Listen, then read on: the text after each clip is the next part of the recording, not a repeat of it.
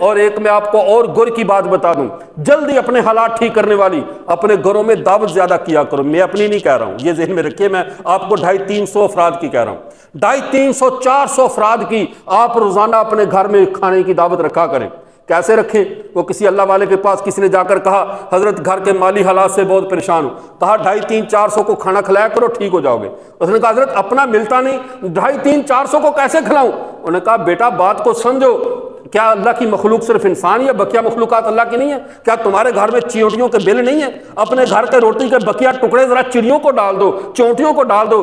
جس گھر سے اللہ کی دیگر مخلوقات کو رزق ملنا شروع ہو جائے، اللہ اس گھر کی طرف رزق کے دروازے کھول دیتے ہیں۔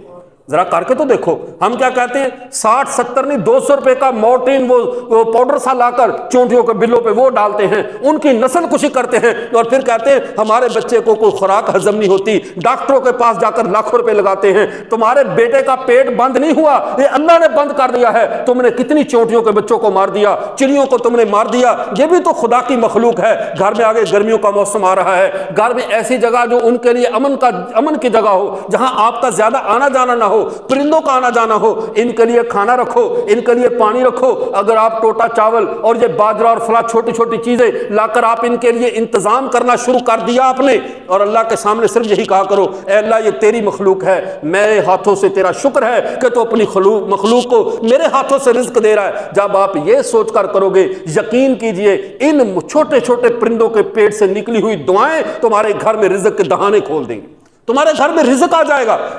یہ زہر نہ ڈھونڈا کرو پرندوں اور چڑیوں کو مارنے کے لیے اور چونٹیوں کو مارنے کے لیے، زہر نہ ڈھونڈا کرو، گھر سے کچرا ڈھونڈ لیا کرو، جو آپ نے تو نہیں کھانا وہ ان کی دعوت کر دیا کرو۔ ہمارے اکابر کیوں پرسکون زندگی گزار گئے؟ حضرت مولانا مظفر حسین کاندھلوی کا جب دسترخوان لگا تو کسی نے کہا حضرت میں دسترخوان اکٹھا کر دوں؟ فرمایا دسترخوان کے آداب کا پتہ ہے آپ کو؟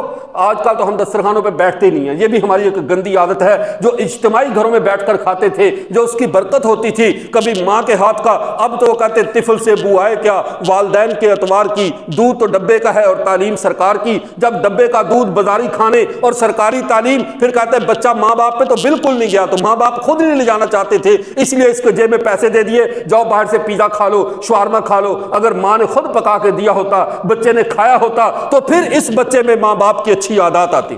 لیکن المیہ یہی ہے، کس کس بات کا رونا روئیں۔ اللہ نے قرآن پاک میں کتنا واضح انسان کی 4 خوراکوں کا تذکرہ کیا، والتین والزیتون وطور سینین وہذا البلد الامین۔ 2 خوراکیں تمہاری جسمانی ہیں، 2 خوراکیں تمہاری روحانی ہیں۔ تمہارا انجیر اور زیتون کھانا یعنی دیسی چیزیں کھانا، یہ تمہاری جسمانی خوراک ہے، اور طور سینہ اور انجیر جو ہے وہ تمہارا بلد مقدس، یہ تمہاری روحانی خوراک ہے۔ فرمایا اللہ لقد خلقنا الانسان فی احسن تقویم، یہ انسان کا میں نے سب سے اچھا سانچہ بنایا ہے، جس کی جسمانی خوراک بھی 1 نمبر ہے، روحانی خوراک بھی 1 نمبر ہے۔ اللہ نے کہیں بھی پیزے شوارمے اور یہ فاسٹ فوڈ کی قسم نہیں کھائی، کیونکہ پتہ ہے یہ انسانوں کے لیے مضر ہے، اللہ اپنے بندوں کے لیے مضر خوراک کو پسند نہیں کرتے۔